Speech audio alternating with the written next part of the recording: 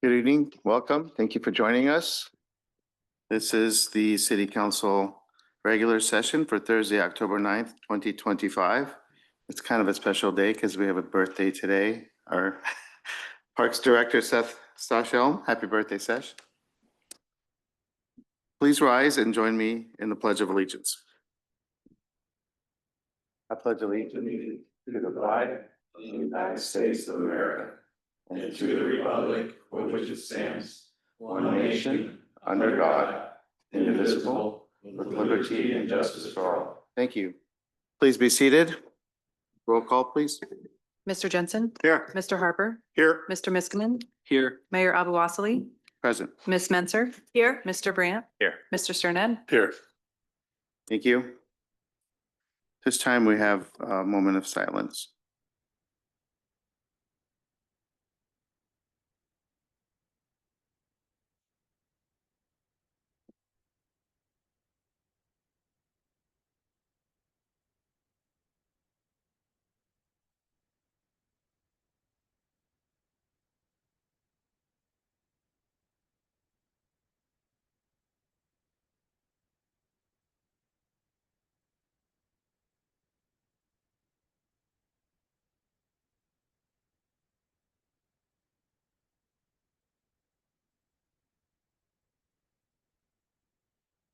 Okay, thank you. First item on the agenda is a proclamation, and this is for Fire Prevention Week. I'll ask our fire chief to come forward to accept the proclamation.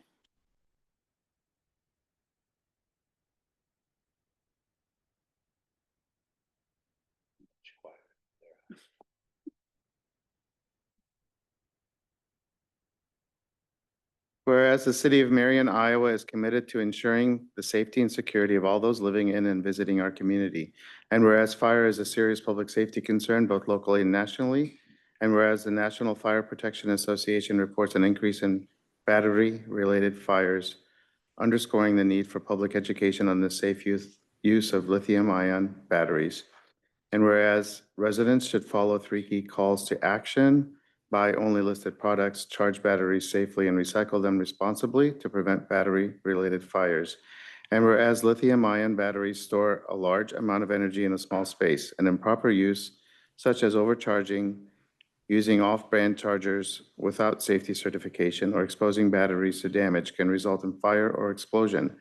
And whereas the proper disposal and recycling of lithium-ion batteries help prevent environmental hazards and reduce fire risks in the home and community. And whereas Marion Fire Department first responders are dedicated to reducing the occurrence of fires through prevention, safety, education, and community outreach. And whereas the 2025 Fire Prevention Week theme, Charge into Fire Safety, lithium-ion batteries in your home, serves to remind us of the importance of using, charging, and recycling lithium-ion batteries safely to reduce the risk of fires in homes and communities. Therefore, I, Nicholas Abu Wassili, do hereby proclaim October 5th through 11th, 2025 as Fire Prevention Week in the city of Marion.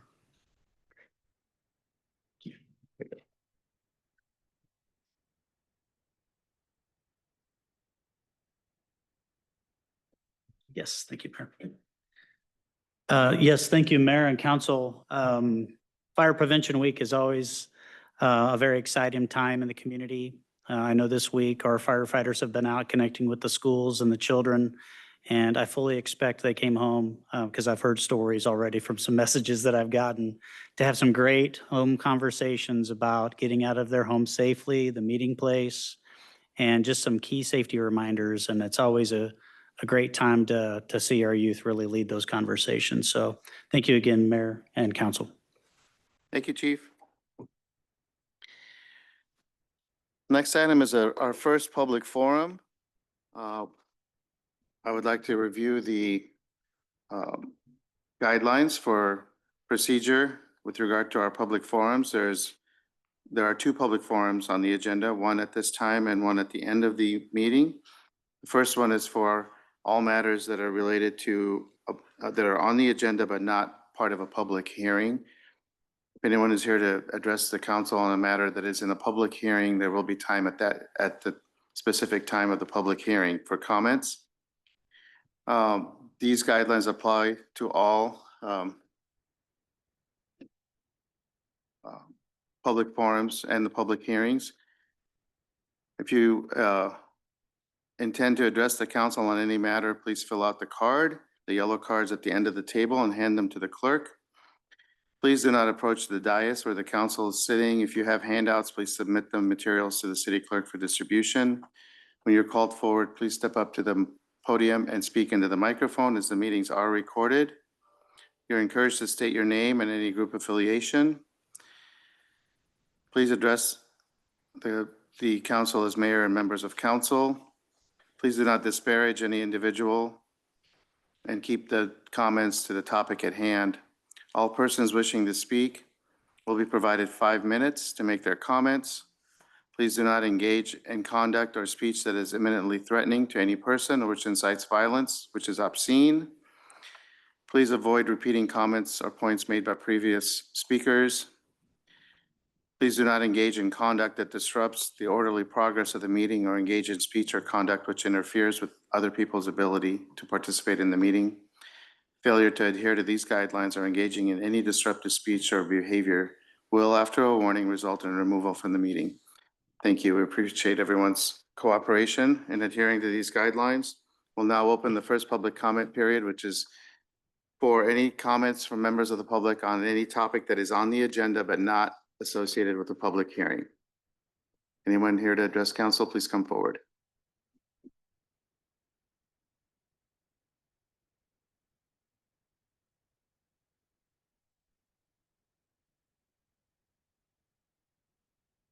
Okay, seeing no one's coming forward, we'll close this part of the hearing, proceed to the consent agenda. Mayor, move to approve the consent agenda as follows. This will be items A1 through E2, resolutions 32559 through 32578. Second. It's been moved and seconded to approve the consent agenda as presented, including items A1 through E2, resolutions 32559 through 32578. Discussion?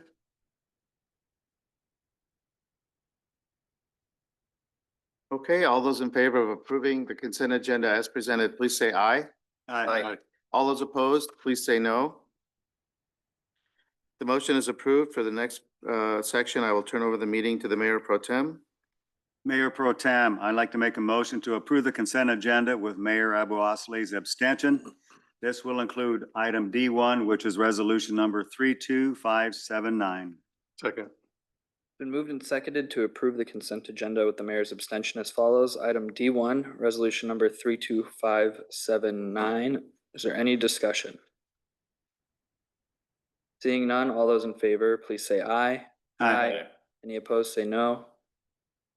The motion carries with the mayor's abstention. With that, I'll pass it back to the mayor. Thank you. The next item is a public hearing on a proposed amendment to the Collins Road Extension Urban Renewal Area. We have our finance director with a presentation. Yep. In order to utilize tax increment finance or TIF, projects must first be added to an urban renewal area plan. Adding projects to the plan creates a maximum that can be provided, but does not actually obligate the city in any means. Obligations do typically follow in the form of a development agreement, internal loan, or bond. So looking at the 4 projects, aquatic center planning, the intent of this is to repurpose the 2019 B bonds for pre-referendum planning. The 2019 bonds were urban renewal bonds and must be expended on an urban renewal tax exempt city project within the Collins Road urban renewal area to maintain tax exemption. These bonds were originally bonded for improvements to the Marion Airport runway that the city no longer owns. In conversations with our attorney, this was the project that best fit the need. The second project is ESCO Electric Company for a project proposed at 6260 North Gateway. This is a 40,000 square foot office and warehouse space. The third project added is 530 Investments LLC, and this is in support of some tax relief as the airport went private, or the runway went private. And then number 4, Administration and Professional Support Program. This is an extension of a program that's already in our urban renewal plan. This supports the payments that are made to Medco, Cedar Rapids Metro Economic Alliance, legal and other administrative costs. And this will extend through 2030. Thank you. Okay, thank you. At this time, the public hearing is open. If anyone here is here to address council with regard to this measure, please come forward.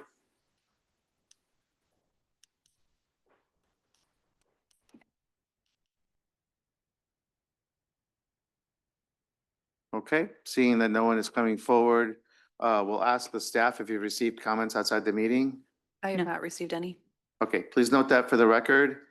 We'll close the public hearing and proceed to the resolution. I will turn over the meeting to the Mayor Pro Tem for this resolution and the next two items. Yes, Mayor Pro Tem, I move to approve resolution number 32580, approving urban renewal plan amendment for Collins Road Extension Urban Renewal Area. Second. Been moved and seconded to approve resolution number 32580. Any questions or discussion? Seeing none, all those in favor, please signify by saying aye. Aye. Any opposed, say no. Any abstentions? Aye. With that, the resolution has passed with one abstention.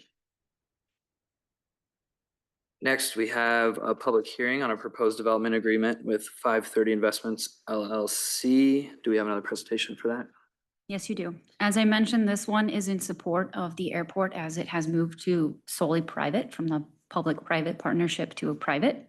Under this agreement, 530 Investments LLC must maintain the property and ensure the airport is publicly accessible.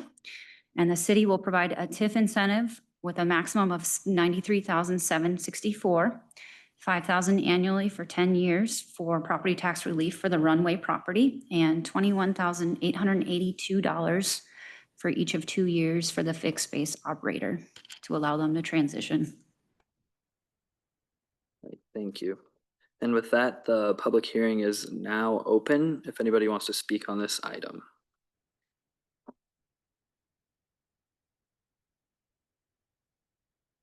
Have we received any comments outside the meeting? We have not received any. And with that, the public hearing is now closed and we'll move on to the resolution. Mayor Pro Tem, I move to approve resolution number 32581, approving development agreement with 530 Investments LLC, authorizing annual appropriation tax increment payments and pledging certain tax increment revenues to the payment of the agreement. Second. It's been moved and seconded to approve resolution number 32581. Any questions or discussion? Seeing none, all those in favor signify by saying aye. Aye. Any opposed? Any abstentions? Aye. Thank you. The resolution has passed with one abstention, and I will pass the meeting back to the mayor.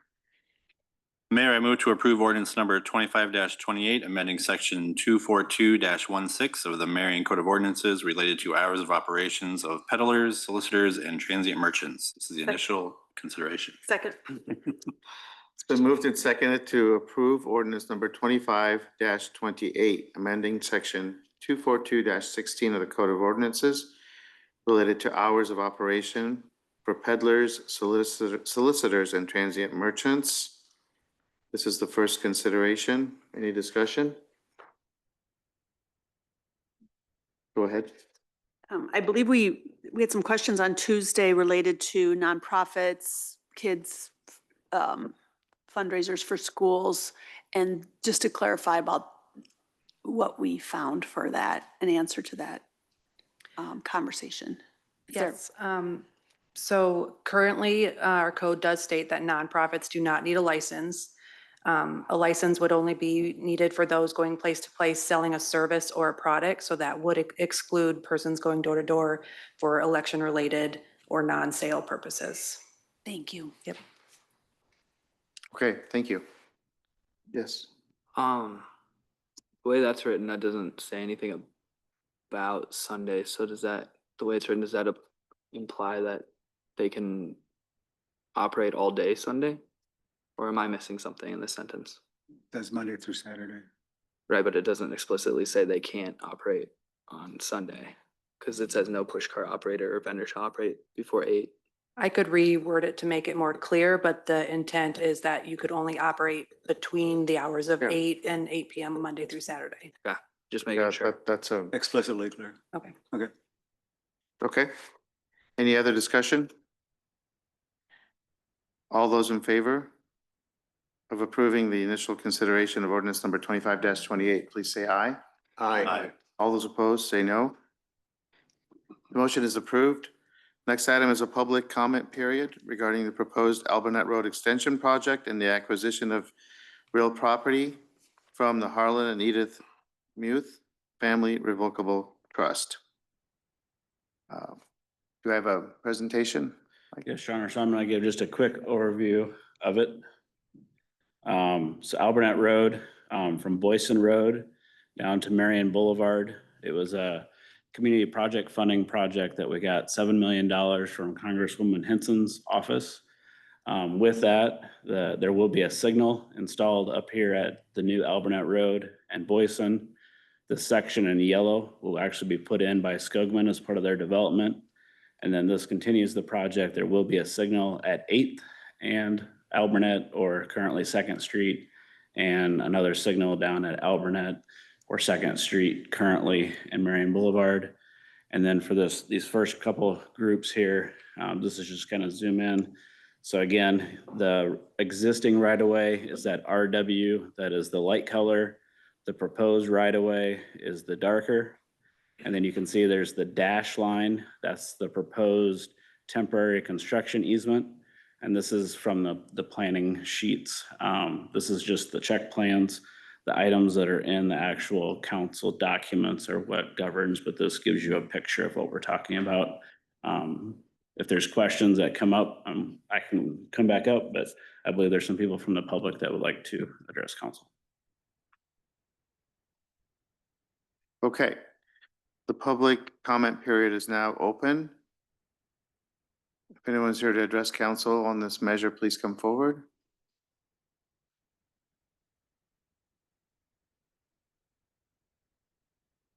On this, So- I'm sorry.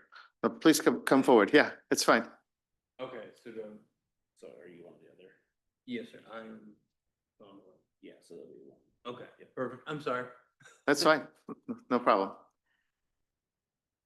Anyone here to address council on this measure, please come forward. This is the public comment period for the acquisition of property for the Albernet Road Extension Project from the Harlan and Edith Muth Family Revocable Trust.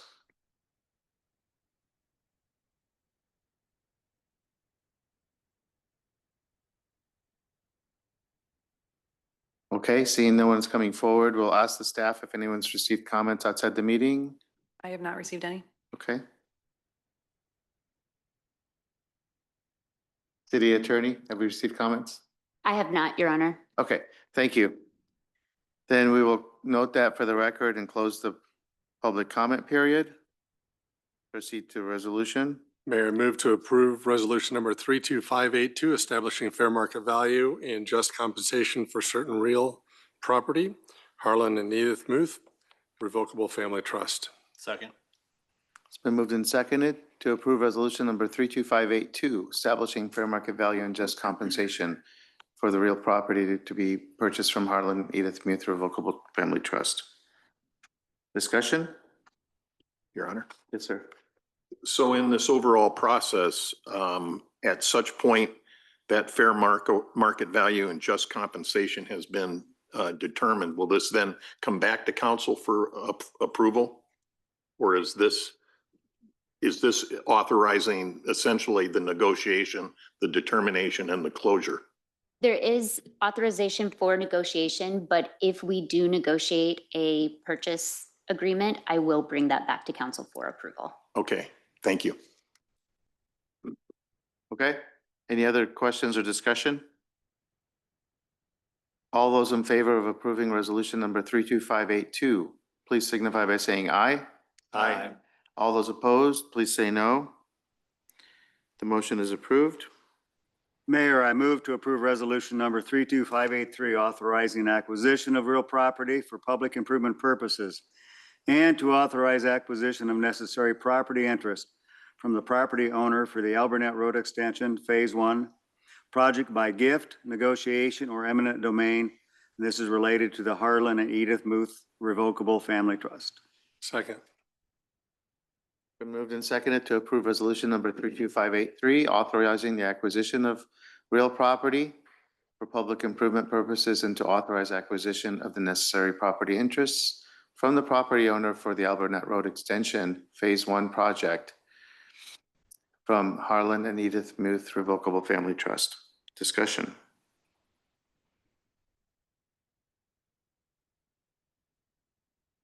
All those in favor of approving resolution number 32583, please say aye. Aye. All those opposed, please say no. The motion is approved. Next item is a public comment period on the proposed Alburnett Road Extension project and the acquisition of property from Sean and Pamela Delaney. Public comment period is now open. Do we need a presentation or is it basically the same, Mike? Okay, same as the prior presentation. We will now take public comments on this measure. Please come forward. Welcome. Perfect. It's my turn. I'm sorry. That's fine. So, I wrote it down. I didn't want to mess it up. I'm sorry. Mayor and members of council. Hope I got that. Thank you. I honestly just had, my name is Sean Delaney. My wife and I own 287 8th Avenue. Primarily, I just had a few questions about this because I personally don't see the need for a sidewalk on my side of the street. And so we don't have a lot of front yard to begin with. And there's already a sidewalk on the other side of the road that is hardly ever used. And honestly, it's not in very good, it's in a bit of disrepair as is, especially further down the road from where my house is. And so I'm trying to wonder why we have to, in my opinion, go to a little bit more of a length to utilize eminent domain to try and obviously not take, but it's still, let's be honest, it's take my property that I have for a sidewalk. I guess I'm just trying to ask why. I don't believe that I've personally had a lot of conversation around this, and I don't know, I'm just not a huge fan of that. If you were to put in a sidewalk there, it causes quite a bit more work on my side as far as whether or not I have to plow that and keep that clear for the male person, which as of right now, I already do that, but it's a bit of a pain right now. But the sidewalk wouldn't help at all. It would actually increase the amount that I have to clear for snow and things like that. I have enough people that just decide to cut right through my yard, and by enough, it's primarily just the people who live across the street from me, but as is. And I would rather not have more foot traffic closer to my house. My wife and kids are there by themselves for most of the day. And personally, I'm just not a fan of that. So I guess my real question is why do we have to do this to put in a 5-foot sidewalk that fewer than 7 people, I've counted a maximum of 7 people in one day, utilize the sidewalk across the street. So I'm just trying to ask why. I don't know if it's a question and answer thing. I'm sorry. I would say the next item, then I could step up and answer that. But that's how you want to do it. Yeah.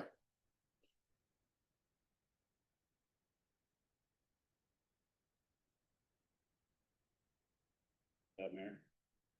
Absolutely. Yeah. I sit down, I'm sorry. Stick around in case we have questions. So thank you.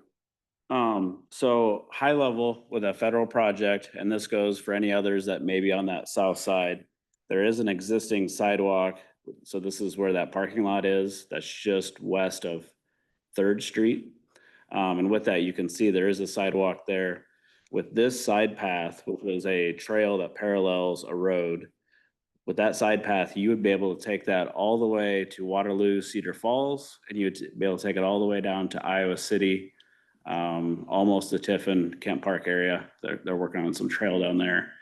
When we get federal funds, we have to do what's called a complete streets. So if we were to not put that gap in there, we would actually get questions from the environmental people in DC as to why are you not doing that? And they may actually force it and say, if you don't do that, we're not giving you your $7 million, because they look at a complete street as sidewalk on both sides of the street, making it multimodal. Would you point out Mr. Delaney's property? My eyes aren't as good, but I believe you're right here, aren't you? Yes, sir. Okay. So the parking lot is right here. He is here. I know that him and at least Beechel, if I'm saying that correctly, to the west, they do have rear entrances and rear garages. So it does an inconvenience to have to come to the front of the house to either shovel or bring the snow blower. They have an alley in the back, how they access their properties, to either have someone do that or to have someone come up and do that. So I don't envy them. But you're saying that we would risk losing the funding for the project if we Yes. didn't put complete streets? Yes. Okay. Any questions for Mike? Yeah, Go ahead. yes. So Mike, these residences, and so there's 4 of them that are subject to this modification. Those addresses are all 8th Avenue, correct? Yeah, I mean, the one that's right now off Second Street and 8th Avenue, that one, their driveway is to the north, and the one right next to them, again, it's small print. Sure. The, 245, yeah, the address. 245 also has a driveway to it. So it's only really the Beechel and this particular property that does not have a driveway off of 8th Avenue. Their access is from the back. Well, what was in the back of my mind is what do I want to say? Convenient access to the side path that may be put on 8th Avenue as part of this project from the house. And so I'm just thinking about accessibility, even from the standpoint of for emergency services to access the front of those houses from 8th Avenue. And it just seems to me that's a coincident consideration relative to this overall project. And how, is there anything that we appropriately could do as part of this project in order to alleviate that limited access issue from front to back? So I'm just as I think our deputy city manager says, thinking out loud, or maybe it's talking out loud. I forget which. Anyway. Okay, thanks. I didn't know if you had more than one. Okay. Any other questions for Mike before we take questions for Mr. Delaney? Okay. Anyone have questions for Mr. Delaney? No questions. Okay, I do have a question. The people your neighbors or whoever's walking through your yard, Yes, sir. wouldn't it help to have a sidewalk so they're not cutting through your yard? I don't Cutting- believe so. As that small section of sidewalk that's near the bank parking lot is already I don't know what you want to call it, but like a little curb or ramp to cross the street at a crosswalk there. They don't utilize that as is. So I don't believe that a sidewalk in my yard would help in any way, shape, or form. It's one of those things, I feel like a lot of people don't necessarily respect somebody else's property anymore. And I think that would just continue with that. I think that my biggest issue is I really don't like the idea of the city taking some of my property, building a sidewalk on it, and then also expecting me to maintain that sidewalk. I didn't build it. I didn't want a sidewalk. I would much rather not have people walk through my front yard.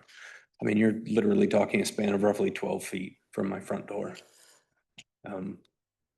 I just don't think that's very fair at all to me. I get that I'm the little guy, but, well, not in size, but you know what I mean. So yeah, personally, I wish that we could find some other way to do this. So I think that's all I have. Thank you. Thank you. Anyone else to address council on this matter?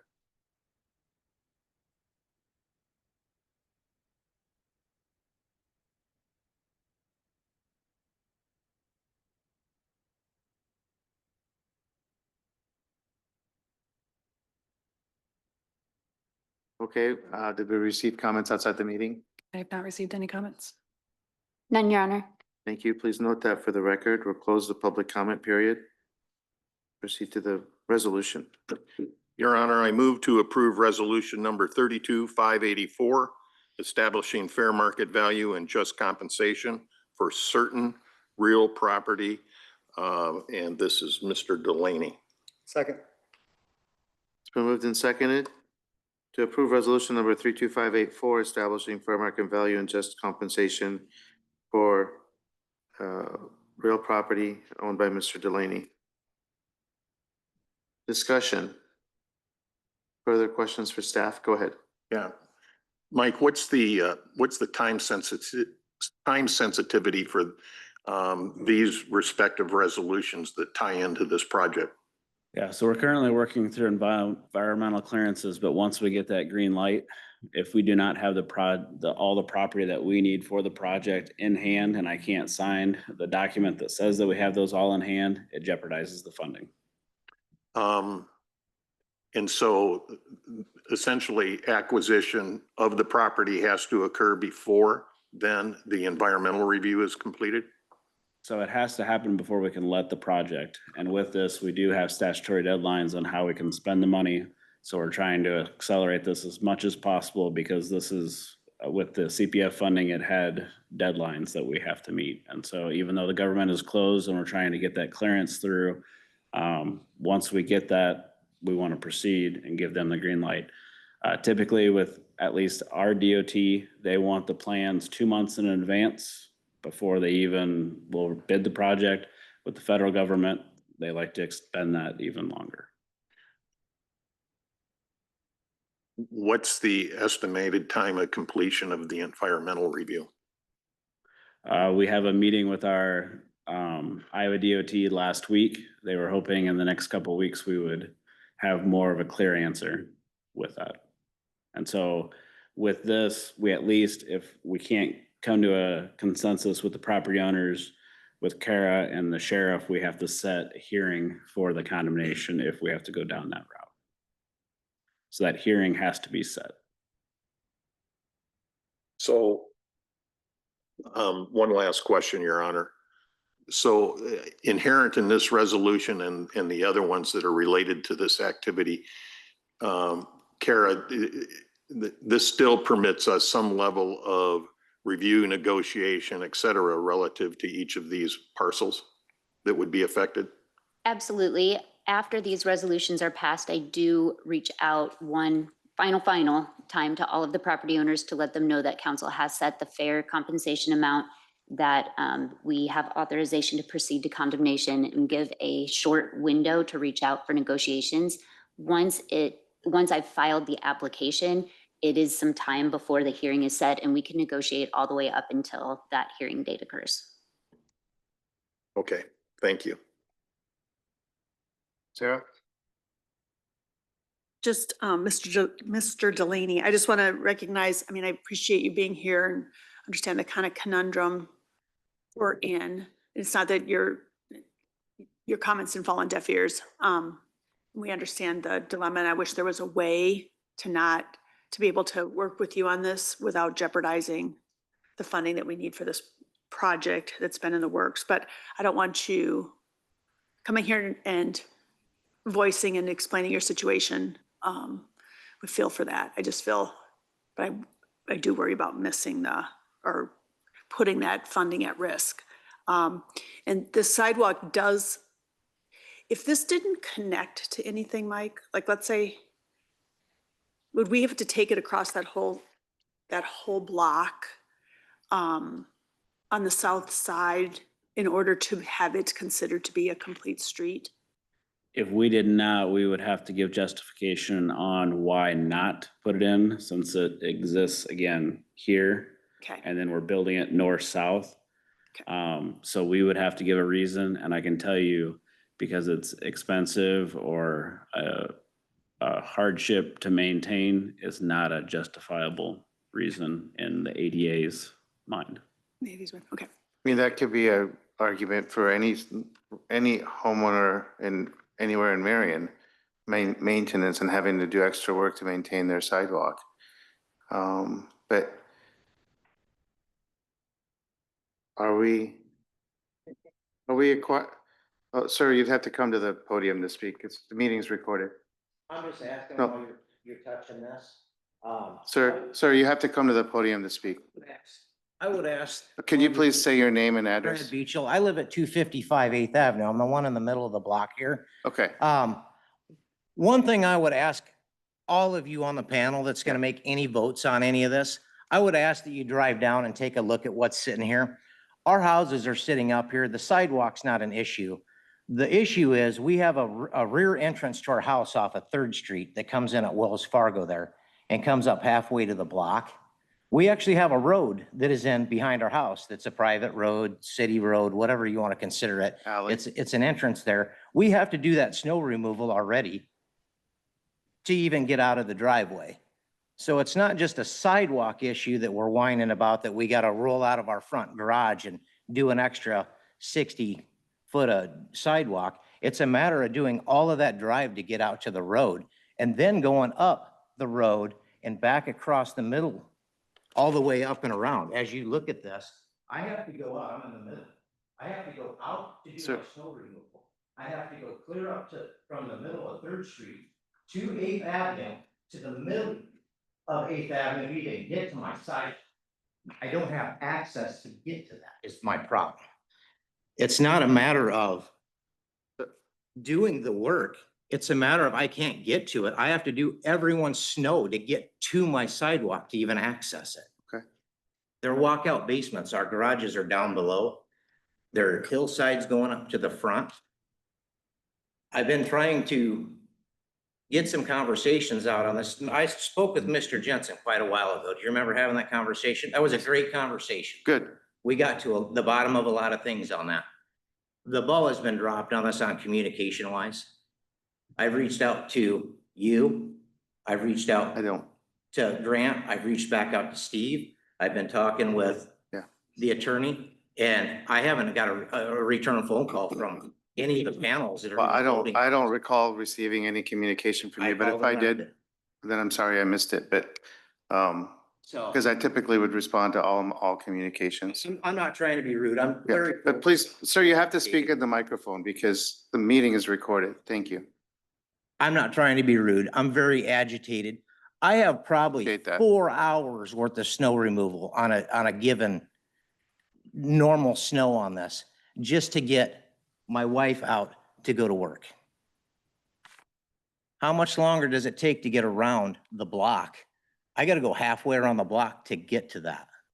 So if we're going to force a sidewalk on here and we don't have a choice, there's no resolution to walk away from the sidewalk deal that goes pretty much nowhere in our neighborhood. We need some resolutions, a little help along the way, to maybe change the way the neighborhood layout is for this, so then it works for us. Their house and my house, if you get out and go out here to 35th Street or 31st Street and go from there all the way to Lindale Drive, are the only 2 houses that are like this out of that whole stretch.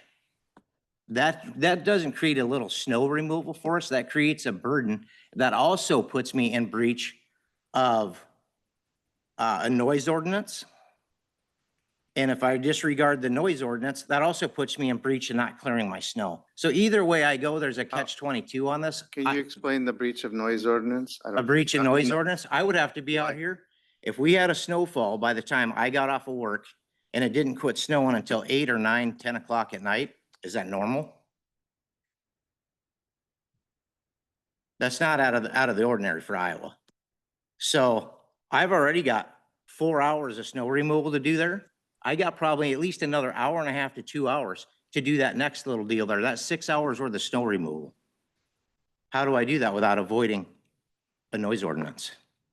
I'm gonna break the noise ordinance, guaranteed. I've already watched it happen across the street at Susie's house. She had a guy hired to come in and do hers. She's a middle-aged lady, hires her stuff out. We've already had our police down, forewarn the dude that was doing our snow removal that he needed to shut his equipment off and move on and come back when it's daylight out to do the snow removal. We've already had that issue there. So I know When I have to do that much snow, I'm gonna have that issue. Okay. So it's a lot of, it's not just a lot of work. It's the time and Thank you. Appreciate your comments. Any other comments? Your Honor, Yes. I would just like to let Mr. Buchel know that snow plows and snow blowers are exempt from noise ordinance violations. okay. Thank you for that. Any other comments?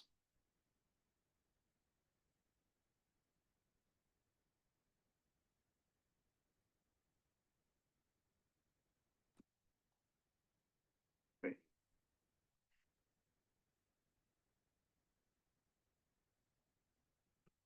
Okay, so we are on the resolution number 32584. Any other discussion? Go Yeah, ahead.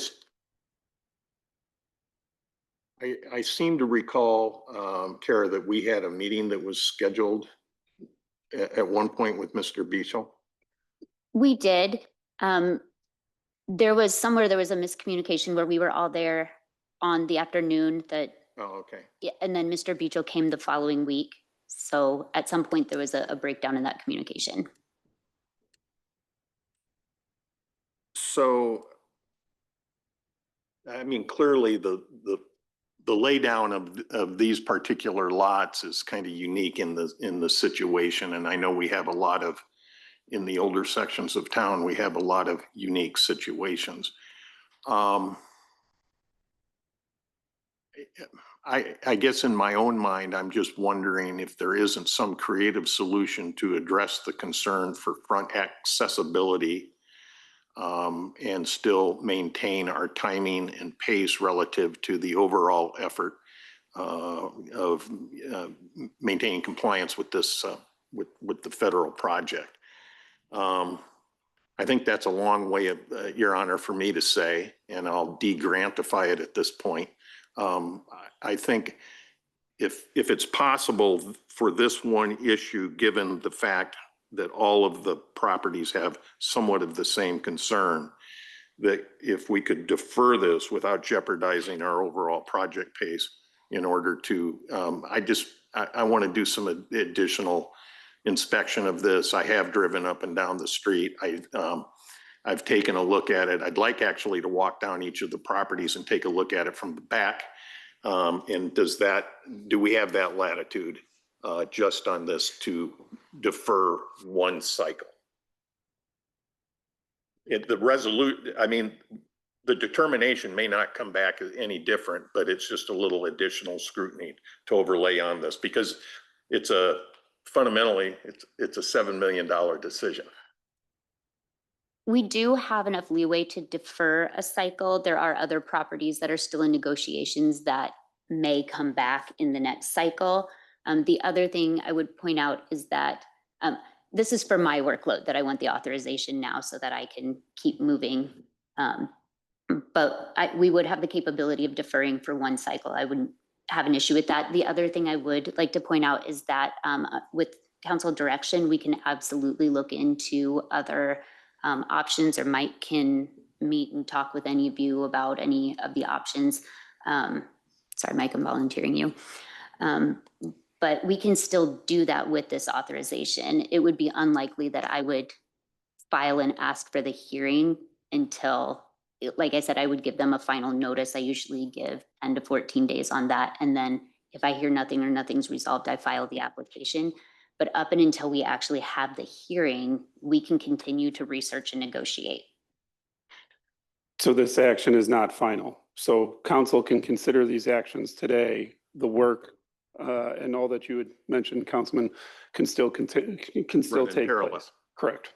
Okay, all right. And end up with a different result from what's being proposed?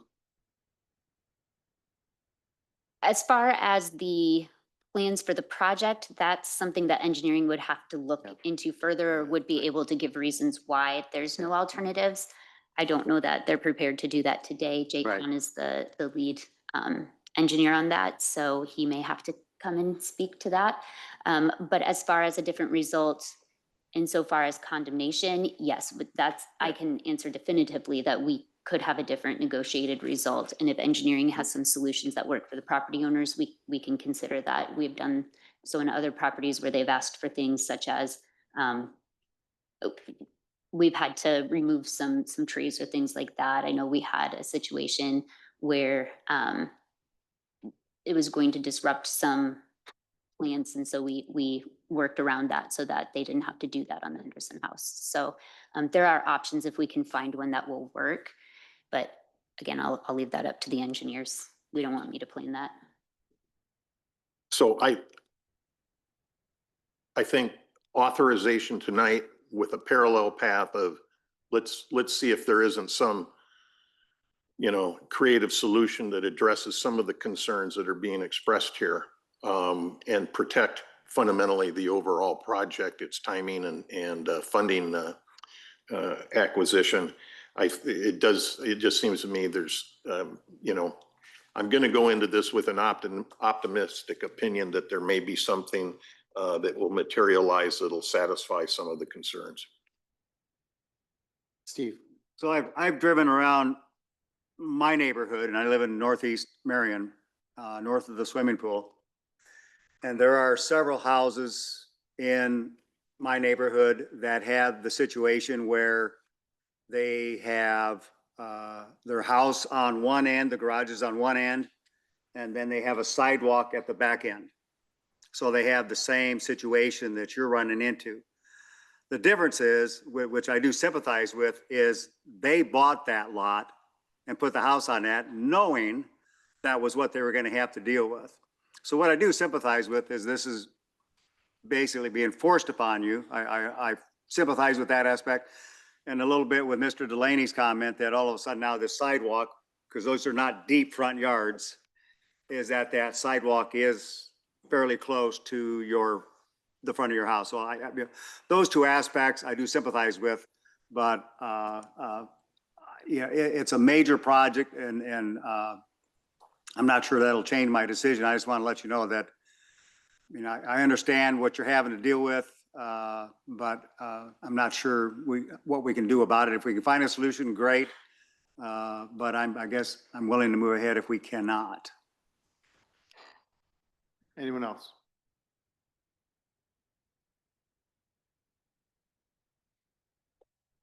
Go ahead, Paige. I would just say I echo Councilman Harper's ask/request to see if we can find some creative solutions. I empathize with the property owners here.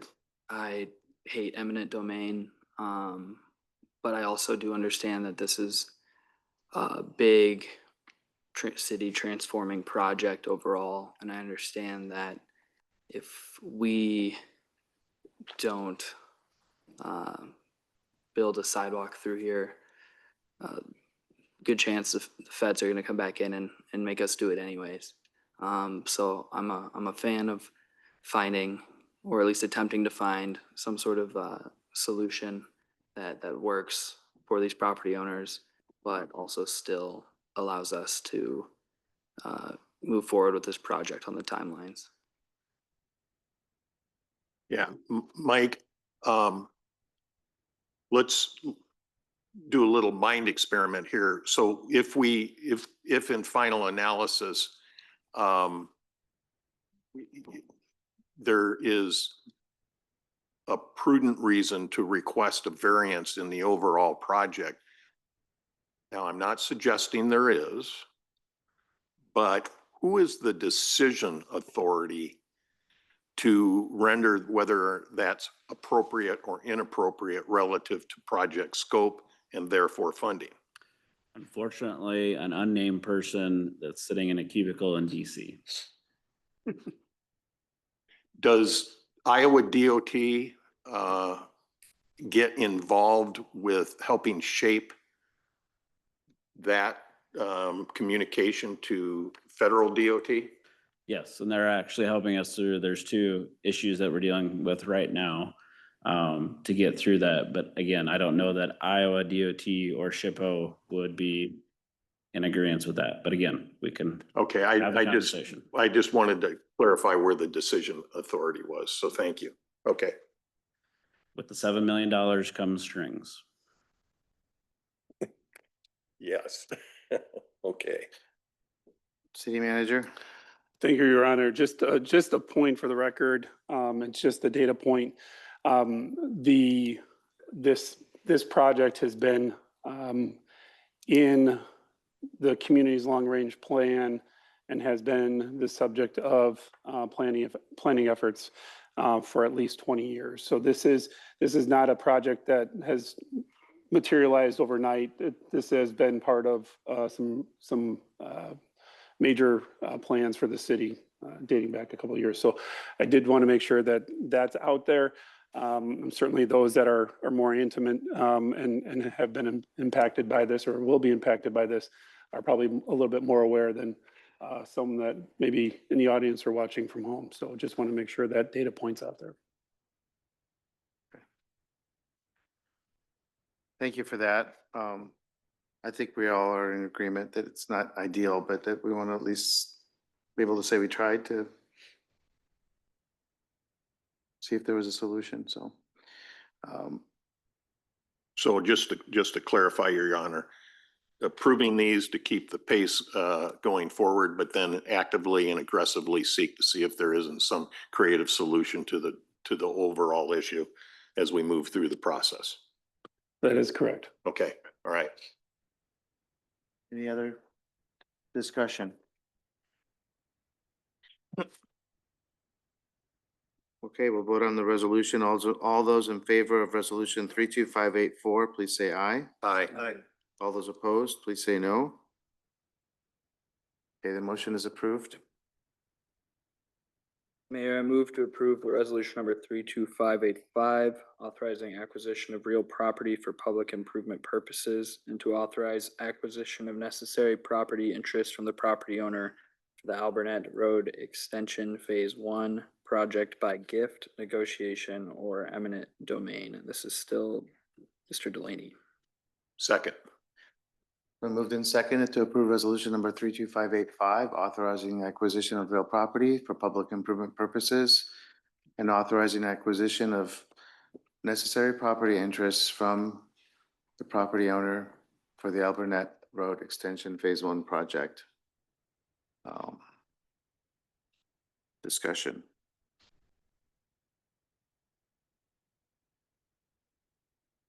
All those in favor of resolution number 32585, say aye. Aye. All those opposed, please say no. The motion is approved. Next item is a public comment period on the proposed Alburnett Road Extension Project acquisition of real property from Bradley and Melissa Beachel. Public comment period is now open. If anyone's here to address council, please come forward.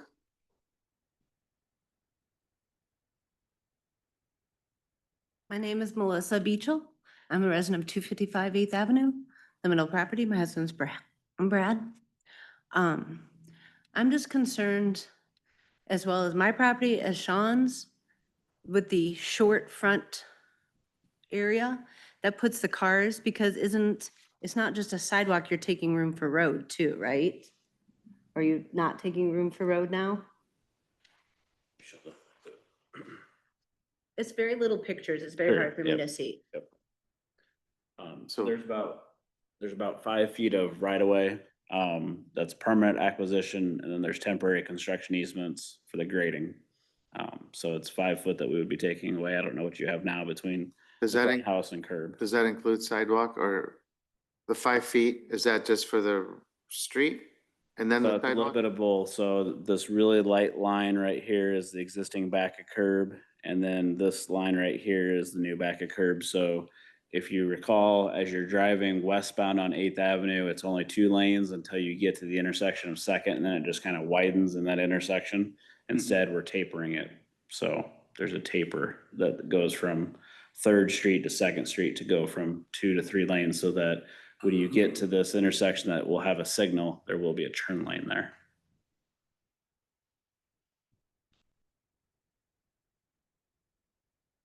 So my question just was, so you are taking room for road, green space, and sidewalk? Okay. So that moves that move things closer and closer to our house. I know you were talking about the creative solutions. I don't know how to address this to stuff for right now. You know, perhaps in these creative solutions, are these things like, could we have some kind of, there are hills that our houses are on, like as it goes down to the street is a hill, are doing some kind of wall or that's for the gradient. Is that a possibility with the solutions, or am I just talking out of space here? I mean,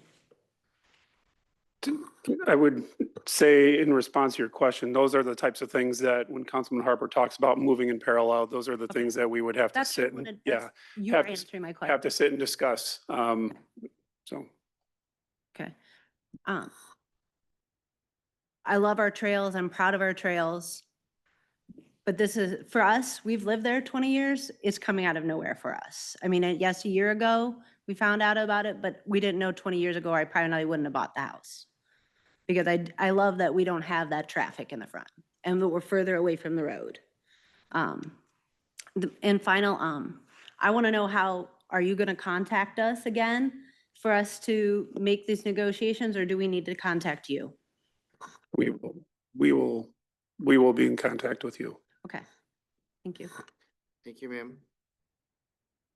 Anyone else to address council on this measure, please come forward. Actually would. I'm Brad Beachel again. I kind of want to touch on what she's talking about here too. We bought this house and it was a repo house. It was the worst house on the block.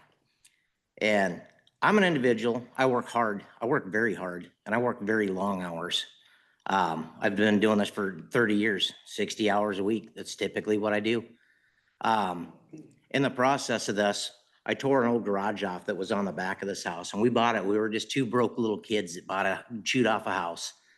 And this isn't just something that we just walked in here, bought, threw a little paint and a little lipstick on it. We tore the whole back of this house off. We've poured footings for it. I've doubled the size of this house. I added 3 bedrooms to this house and 2 bathrooms to it. I've done the majority of all the work myself. I worked for the dealerships here in town. I worked for all the big dealerships here in town. I would work 60 hours a week and then I would come home and throw another 50 to 60 hours a week at this house project. So for 2.5 years, I worked in excess of 110 to 120 hours a week. You would think that I was on drugs to pull them kind of hours to do what we've done. I've done it to better ourselves. I'm happy with our home. I have more work to do to this home. I'm never done with it. But the way that this house is set up, and I had a discussion with you about this, even in the back of it, which is we need to sit down and have a discussion with all of us at some point. I have a lot of issues with this whole project that most of you haven't even seen. And I addressed some of them with you, and that kind of caught you a little off guard with a couple of them, I think. Are they legitimate issues? Do you recall that conversation about living in our little dog bowl with the water issues and that? And you never realized even where the water was coming out of this place at. So we have a lot of issues with what's laying here. I'd like to sit down and have a discussion. I don't want to waste everybody's time going over this all night. But what she's touching on in the front of our house, the farther that pushes the green space back, the road back, the green space back, a 5-foot sidewalk, the shorter it makes the front yard. We already have a hillside going down to the street. So at some point, if you go out to put a sidewalk in, you're not going to put a sidewalk on an elevation. You're going to level a sidewalk out. So at some point, I have an issue with having a gradient coming down to that sidewalk that's going to be a very steep grade. If we put any retaining walls up to offset that, and they're going to have the same issue at their house.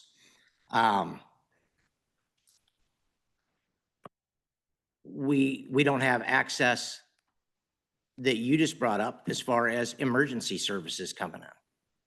How do we do that? We plan on living in this home till our dying breath.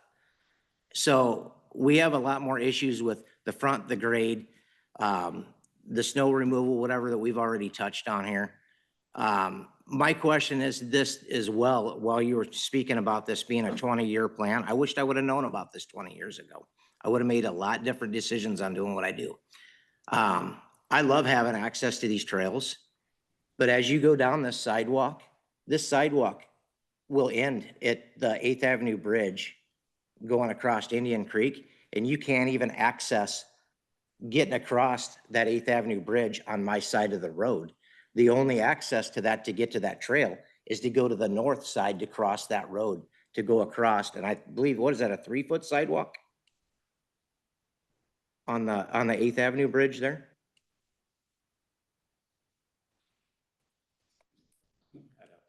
Uh-huh. So we have a 5-foot sidewalk we're gonna put in to access north side to get to the trails on a 3-foot sidewalk at the bridge.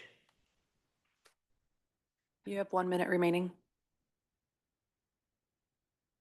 That's perplexing. Can we shorten a sidewalk up if we have to do this? We can discuss that all later on. Okay. Could we get together? I had a misunderstanding, and I don't know if I was told Thursday or Tuesday that I showed up for the meeting that was set up with you, and I appreciate you putting that together. I was actually stoked to be able to sit down with somebody and go over this. I thought it was on Thursday. I showed up on Thursday. The meeting was Tuesday. Want to get a scheduled time to walk But- down the situation with. Okay. Either way this goes, I would love a sit down to go over some of these issues. I have a lot that I'd like to pour out. There is multiple resolutions that we could work with, going down the path of this, that I would like to see something come of it, but I don't know where I sit at on this. If this is gonna turn into a financial burden for me to make this work for my home Your time is up. and to be accessible, so I just ask, please reach out. Can we sit down? I'm and sure go that, over that this? we'll be setting up a meeting. Thank you. Okay. All right, any other discussion? Oh, I'm sorry, any other public comments on this matter?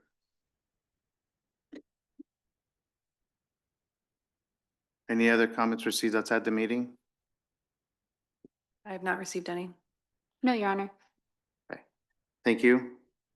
We'll close the public comment period. Proceed to the resolution. Mayor, I move to approve resolution number 32586, establishing fair market value and just compensation for certain real property. Second.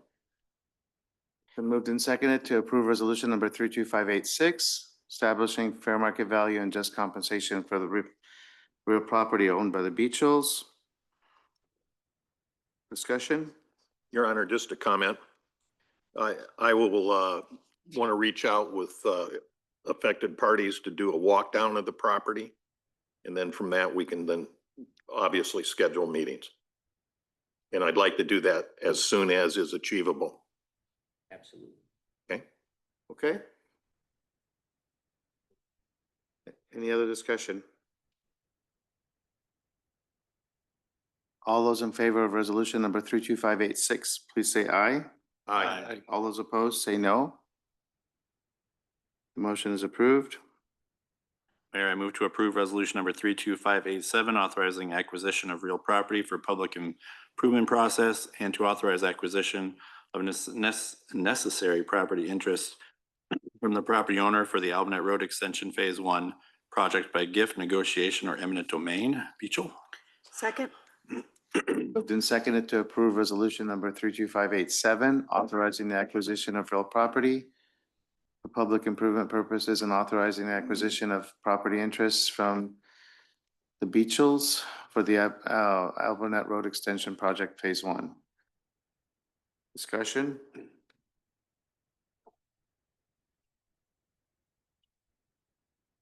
All those in favor of resolution number 32587, please say aye.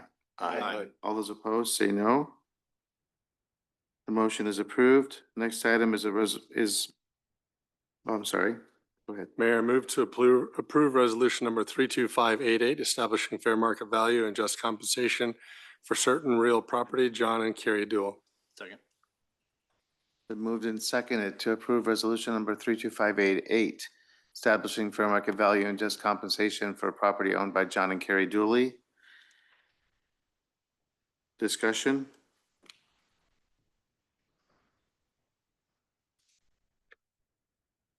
Yeah, Go ahead. yeah, Mike, can you clarify where that is? Yeah, just so for reference, we've changed it now. So this is Boyson Road existing. And this is Alburnett Road that goes into Bowman Meadows as part of the Skogman development. This is the termini of phase one. So phase two will be extending to the north with that old right of way where the gravel road used to be back in the day. So the Dooley property, they own the old farmstead that actually sits up here. There's a big yellow barn. And so again, a lot of that is grading so that we can do that widening to add the turn lanes for that future phase two. Thank you. Any discussion? All those in favor of resolution number 32588, please say aye. Aye. All those opposed, say no. The motion is approved. Mayor, I move to approve ordinance number 25-29, amending chapter 63 of the Code of Ordinances, establishing the speed limit on Winslow Road, and this is the initial consideration. Second. Been moved and seconded to approve ordinance number 25-29, amending chapter 63 of the Code of Ordinances, establishing the speed limit on Winslow Road. Discussion?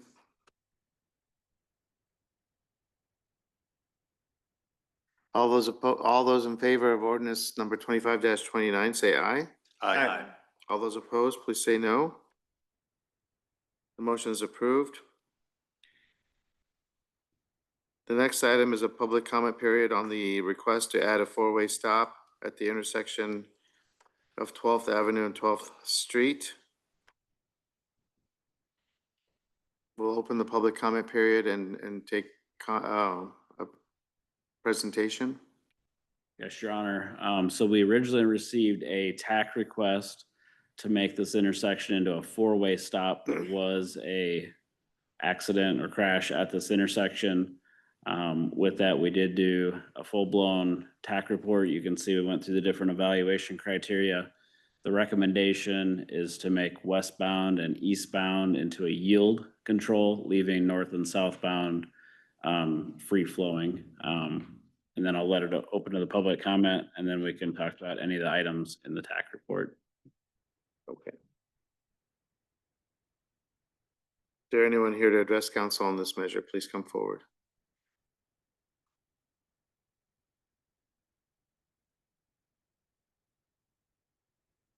Do you have any comments outside the meeting? I have not received any.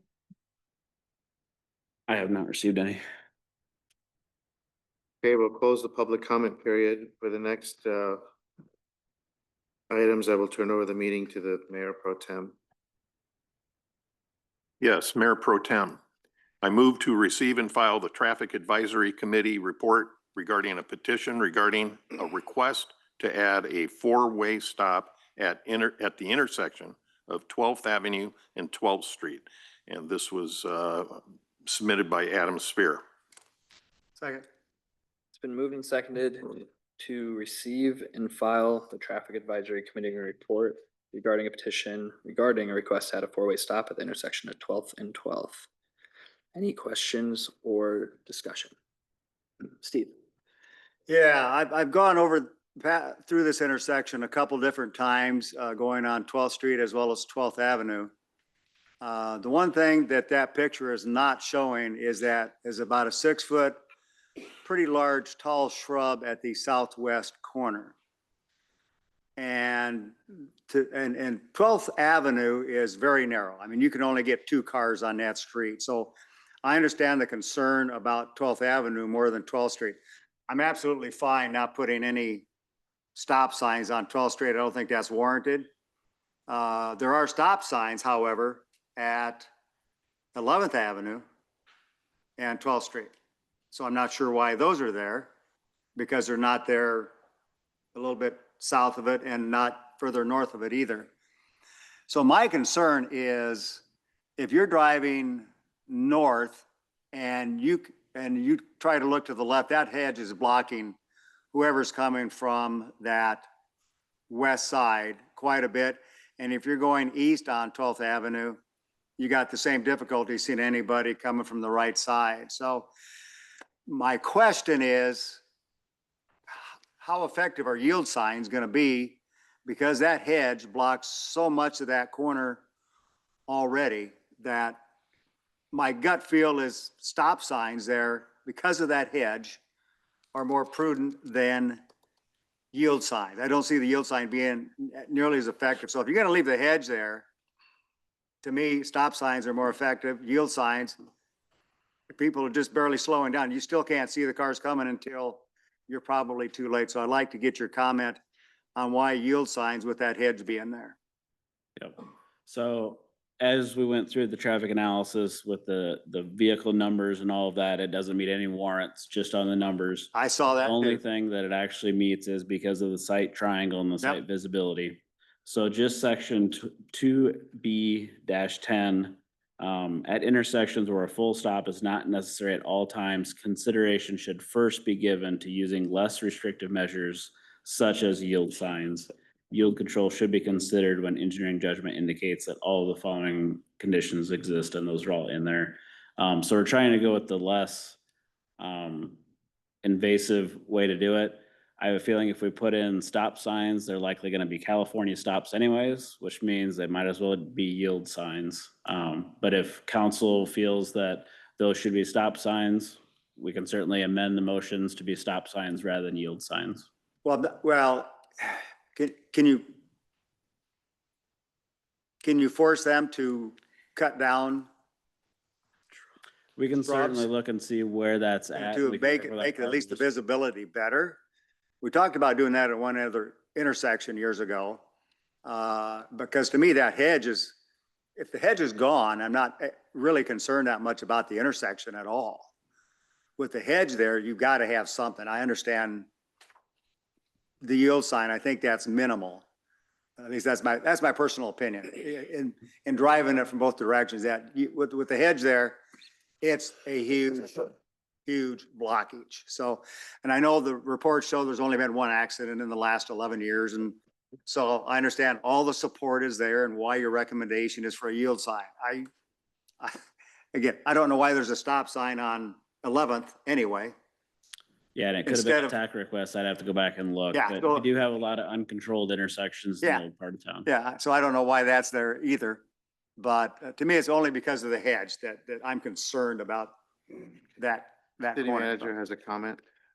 Yes, Councilman Jensen, thank you for the suggestion. I don't want to stifle any conversation on this, but in order to look into that and then come back, we would need some time. So I think it'd probably be appropriate for council to perhaps table these items then to allow us for that time to look into and have some conversations about the hedge and see if that is something that can be removed, can be trimmed down, can be fit into this recommended solution. And at least that way we can have that information for council as you consider the action, or if you wanted to do an amendment. I'm just curious, has anybody else looked at that intersection or driven through that or have any concern at all? So Well, as you've. this picture doesn't show us, this picture doesn't show it sitting there. As you've described the situation, I share the concern. I haven't driven that particular intersection in quite a time. Anyone else, Will? I did drive the intersection and saw the hedge, and it is, I mean, it's definitely blocking your view for that intersection, but I think yield signs probably would help out, because I would assume people are gonna, well, you never assume with people driving, but I would assume they're gonna slow down because of the yield sign. And Legally, once they you are pull up far required enough, to. far enough, you can, yeah, once you pull up far enough, you can see past that hedge, but Yeah. it's definitely, my opinion, just driving by, it's definitely in the right of way that Mhm. it probably should be addressed, but. Anyone else on this topic? We're still on just receive and file, by the way. Yes. Trying to point that out. Yeah, I'm not opposed to the receive and file. Okay. So let's do that. All those in favor of receiving and filing the Traffic Advisory Committee report, please signify by saying aye. Aye. Any opposed? Any abstentions? Aye. All right. The motion to receive and file just the report has passed with one abstention. Mayor Pro Tem, I move to approve resolution number 32589, approving a yield sign for eastbound traffic on 12th Avenue at its intersection with 12th Street. Second. It's been moved and seconded to approve resolution number 32589, which is approving yield sign for the eastbound traffic on 12th Avenue at its intersection with 12th Street. Any further discussion on this topic between council members only, please? So the notion of tabling this one and the next one, Yeah, yield signs each direction. I guess I'm curious where we all stand on that. Given what Steve has said, I would be comfortable with tabling and taking an additional look at it. Do others feel that way? It's fine with me. There's gotta be a motion. Right. So, I mean, someone wants to make that motion. Mayor Pro Tem, Unless there's a motion.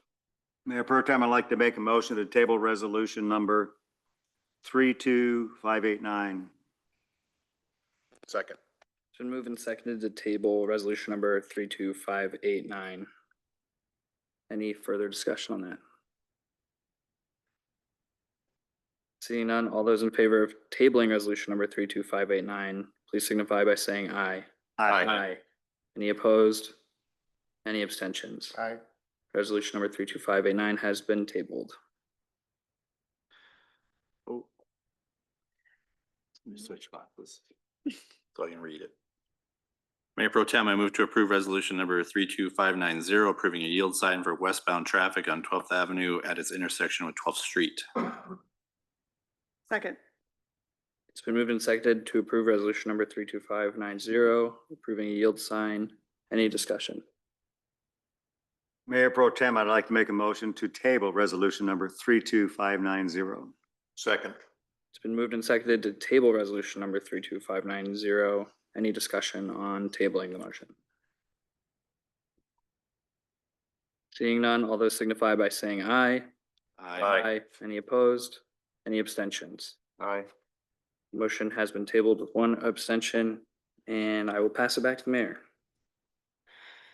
Mayor, I move to approve ordinance number 25-26, amending chapter 5.11, Marion Municipal Airport Land Use and Height Overlay Zoning Regulations, City of Marion, final consideration. Second. Been moved and seconded to approve ordinance number 25-26, amending chapter 340-5.11. Discussion. All those in favor, please say aye. Aye. All those opposed, please say no. Motion is approved. The next item is a public hearing on the request for voluntary annexation of 43.27 acres of land east of South 31st Street and south of Munir Road.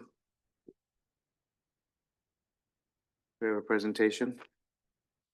Yes, Mayor, just a very short presentation. This is an area that we had started a the full section from Manure Road down to 100 annexation process with the Jorgensen Family Atlas LLC. In our original, we had missed this very small, this 43.27 acres in the description, in the legal description. So this is just making that right. And this is that last piece before we take it before the state of Iowa board reviews. Public hearing is now open. If anyone's here to address council on this measure, please come forward.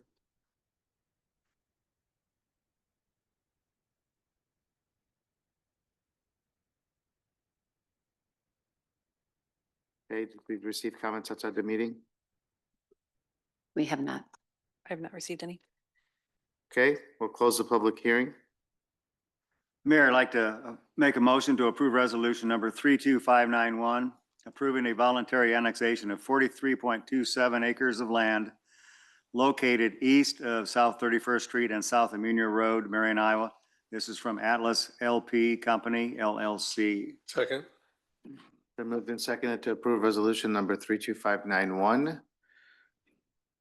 approving the voluntary annexation of 43.27 acres east of 31st Street and south of Munir Road. Discussion? Steve? Question, Cam, at one time, were we talking about voluntary annexation for that entire piece?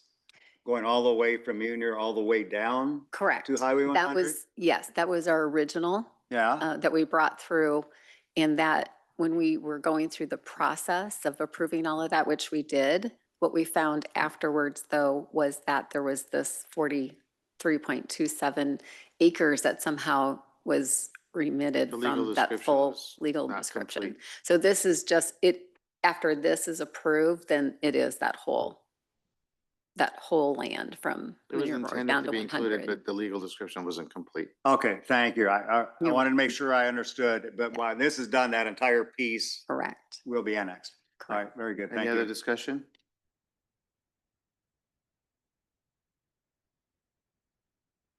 All those in favor of resolution number 32591, please say aye. Aye. All those opposed, say no. The motion is approved. Next item is a public hearing on amendments to Chapter 340 of the Code of Ordinances relating to zoning definitions, compatibility with the comprehensive plan and nonconforming uses pertaining to city lots. The public hearing is open. Do we have a presentation? That you, Kara? This was actually Nicole. So I did a brief look over it and gave her a thumbs up. But as far as the meat of it, I would have to relook.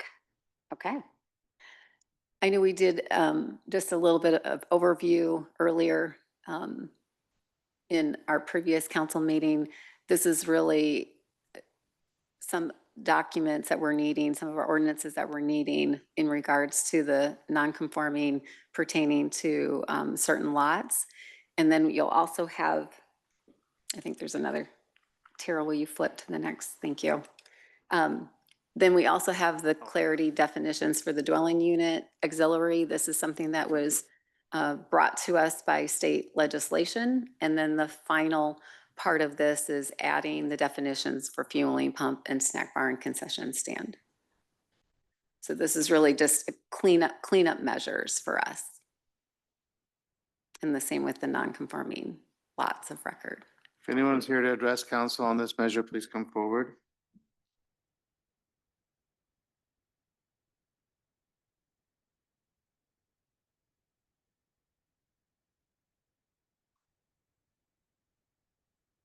To receive comments outside the meeting? I have not. I have not received any. Okay, please note that for the record. We'll close the public hearing. Your Honor, I move to approve ordinance number 25-30, amending chapter 340 of the Marion Code of Ordinances related to zoning definitions, compatibility with the comprehensive plan, and non-conforming uses pertaining to lots. And this is for the city of Marion. Second. Moved and seconded to approve ordinance number 25-30. Discussion?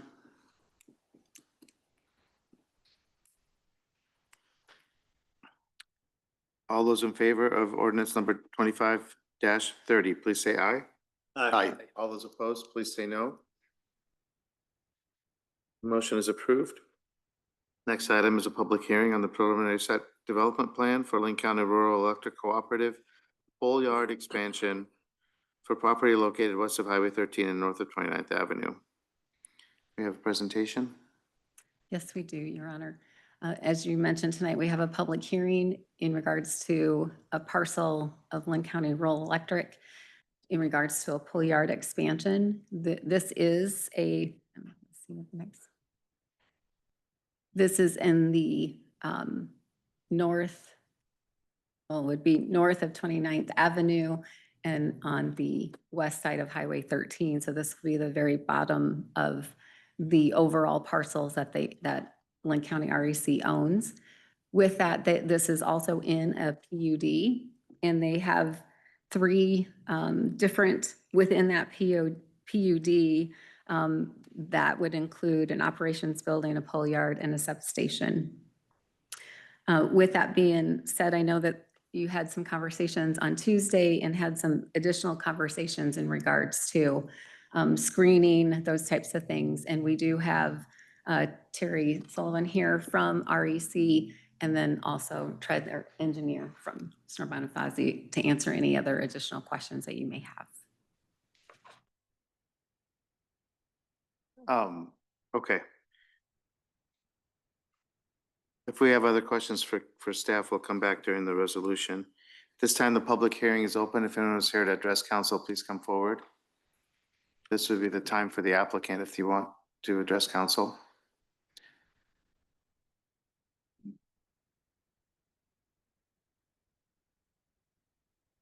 Welcome. Good evening, Mayor and City Council members. My name is Tread Schnorr with Schnorr Bonifazi Engineering, 431 Fifth Avenue Southwest in Cedar Rapids. I prepared the site plan for the project. I guess Lynn County REC approached us earlier. Actually, it was late last year to start thinking about this project. They had a need to expand their campus to the south on the property they own and started developing back in, I believe, in 2000, with their immediate pressing need of an expanded or an addition to their pole yard, essentially. There's a large drainage way that separates the two areas. So they would like to construct a driveway across that drainage area to connect the two parts of their campus. And so we prepared the site plan. I don't know that I can, I think everybody's pretty familiar with the layout. Be more than happy to try to answer any questions that you may have. And if I can, I'll probably defer some of them to Terry Sullivan with the REC. So. Okay. Yeah, we were shown the site plan on Tuesday. So I think we're all familiar with what it looks like, but any questions for Mr. Schnorr? Go ahead. I have some more detailed questions that might fit under the resolution, Your Honor. Okay. Okay, but none that he can answer right now, Williams. No. You want to do those next? Go ahead. We saw the plan. This may be for Terry as well, but this is a gateway. This is an entry point. Most people coming to Linn-Mar are going to come in on 13 and come across on 29th. Got retail residential that's going in right across 29th, the very nice new complex with another one planned. You kind of envision it would have been retail or something and not a pole yard greeting our visitors coming into town. What, without it looking, nobody wants to look just like at a fence, like how do we guarantee the landscape pieces constructed to shield people from looking at a pole yard? And I guess that's why we put that row of our arborvitaes all along there, and proposed there's an 8-foot high ornamental steel fence with masonry columns that they have built at other facilities, the most recent being in North Liberty, for screening for a substation and security. So the thought was to plant the row of arborvitaes all along 29th. So it would screen this first phase, which is the pole yard, and it would also give them a chance to grow. So they would provide better screening, in the future when the building is constructed and the substation would go in, whenever so that was the thought, and then extending it up along Highway 13 so that, and then grading that area, grading that area the best we can. And so when this future construction does happen, they wouldn't need to be removed. That was the thought behind all that. So to be clear, this is happening in phases. The first phase is the pole yard, then the building, and then the substation? Yes. Right? Correct. Okay. Well, yeah. I can help clarify your question. Okay, so you have Terry Sullivan, again, Lynn County REC, Mayor. Okay. Actually, the first phase would be the pole yard. Yes. The future substation would be contingent on whether Involta now / ARC has approached us over the last 5 years in and out about our possibility if they wanted to expand their campus, whether we could provide more power. So that future substation is contingent upon whether ARC would want to expand their campus there or would need increased power requirements. So that's really what that's about. So that timing of that versus the building could differ. Probably at this point in time is regarding a future building, probably will not honestly happen in the next 5 years, probably closer to 10 if it did happen based upon expansion. We do have some building space available in our current office building. But as we continue to expand and provide more services to the corridor, actually, we are changing our name eventually here this fall. We will probably need more office staff and we would move, excuse me, some of the office support staff for our line crews into a future new building site. So that new building site would probably be partial offices, partial training room, and then partial for trucks and what you call them, bucket trucks, digger derricks, et cetera. So that was the thought process behind this layout and figuring out how best to use our property to serve the community and or the corridor. So I would like to, if I may approach, I'll just give you some pictures. You can do that. Explaining a little bit, I wanted to give a little context in regards to the issue of trees and screening. Again, that's been provided to the city before, what the fencing would look like. What you'll have there getting passed to you is actually what, to give you some context, the bunks or the pole yard is about 4 to 5 feet high. We don't stack poles any taller than that, one, to get them out, and two, for danger issues. So you'll see in that picture there, the trees from your picture, I think from right to left, one tree is approximately 10 feet tall, the next one in the middle is about 12, and the other one's about 15, and those are all arborvitae. So putting that behind the 8-foot fencing with those trees should provide ample blockage of any pole yard. As you can see, the poles will not be stacked up like 10 or 20 feet tall. You're going to be more that 4 to 5 foot range. So I just wanted to show you those pictures a little bit in context. That's on our existing campus today where they're stacked in the grass. So. Okay. Yeah, go ahead. So now's, I guess, the time for me to ask my question. Sure. Yeah, Mr. Sullivan, just as a context, I worked in field operations for Iowa Electric way back when. And the E Avenue substation at Edgewood and E Avenue was one of my little projects. Okay. So I'm sympathetic to what you're trying to do here. Regarding the substation footprint and placement, I didn't catch the square footage for that site utilization. Yeah, that's probably frankly oversized in that drawing there. That's just what was put in there. Probably our substation would probably require one substation in the probably 75 to 125 foot range. That would be all the bus bar, sure, the substation tub, et cetera. So it would be very similar. We have one on our current campus. You'll see in the picture kind of in the center kind of bottom. We have an existing substation there today. That footprint is probably pretty similar to what we would be looking at if needed.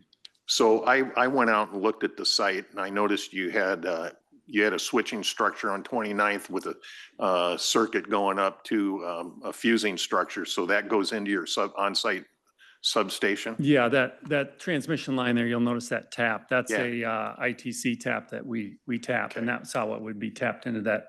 So I think you said potential plans within Volta to expand and require additional capacity or dedicated capacity. Yep. That's the motivation for the substation. Yes. So my question, after looking at the site, looking at this depiction, is it possible to move the location of the substation, plan for it to go to the north and to the west and be more closely situated to the Involta property, is so that it alleviates the concern about what I'll just say is the I think substations are beautiful, but not everybody does. And that's the issue I'm trying to address. We would probably locate that substation on that big footprint, probably further in. Definitely would not be right along the street or behind the trees that you're seeing in green there. It would probably be moved closer to the, if I may use that bridge across there, probably closer to the waterway, and maybe slightly elevated just from a floodplain, a flood issue, any potential, but the intent would not be to put it, it would probably be to put it more towards that, I don't know if I got my directions right, but northwest on that footprint to some degree, because as you go west of where that footprint is, we had turned some land over to the city for the drainage issues there. The drain, you can't really move it into that, of course, because that's already drainage. So when you say north and west, are you meaning, I want to be sure I'm looking at the directions you're proposing. Where would you? Well, I think where we can see where the drainage way is and, and your access bridge that goes across.